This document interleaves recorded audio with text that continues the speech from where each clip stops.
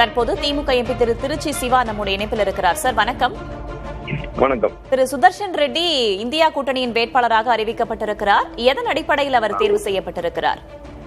அதாவது இந்தியா கூட்டணியில் உள்ள அனைத்து அரசியல் கட்சி தலைவர்களும் ஒன்று கூடி கலந்து பேசி இங்கே நேரில் வர முடியாத முதலமைச்சரை போன்ற திமுக தலைவரை போன்றவர்களும் தொலைபேசியில் தொடர்பு கொண்டு எல்லா தலைவர்களும் கலந்து பேசி எடுத்த ஒருமித்த முடிவு இது.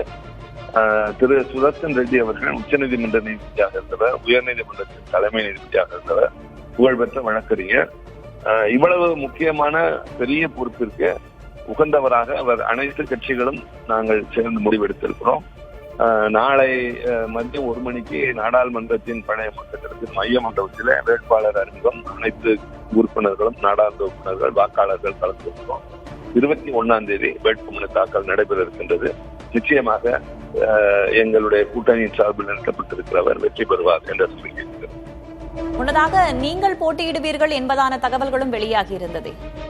அது தகவல் அது பேசப்படும். ஆனால் இது எல்லோரும் எடுத்துக்கொண்ட ஒருமித்த கருத்து. பல பேர்கள் மூலமினா அதை பற்றி இப்போது ஒன்றுமில்லை. இப்பொழுது அறிவிக்கப்பட்டிருக்கிற வேட்பாளரின் வெற்றியை நாங்கள் அனைவரும் சேர்ந்து பாடுபடுவோம்.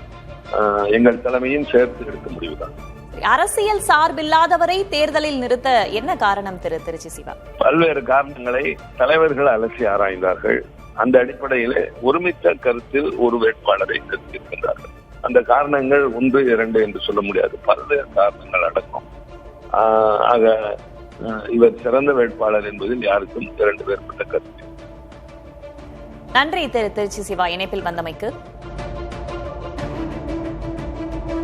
ஆம் ஆத்மி கட்சியும் சுதர்சன் ரெட்டிக்கு ஆதரவு தெரிவிப்பதாக டெரிக் ஓப்ரைன் தெரிவித்திருக்கிறார். முன்னதாக தேசிய ஜனநாயக கூட்டணி சார்பாக சி.பி. ராதாகிருஷ்ணன் வேட்பாளராக அறிவிக்கப்பட்டிருந்தார். இந்தியா கூட்டணி வேட்பாளராக திருச்சி சிவா அறிவிக்கப்படலாம் என்ற தகவல்கள் வெளியாகியிருந்த நிலையில் அவர் இணைப்பில் வந்தும் பேசியிருக்கிறார். தற்போது சுதர்சன் ரெட்டி இந்தியா கூட்டணி வேட்பாளராக அறிவிக்கப்பட்டிருக்கிறார்.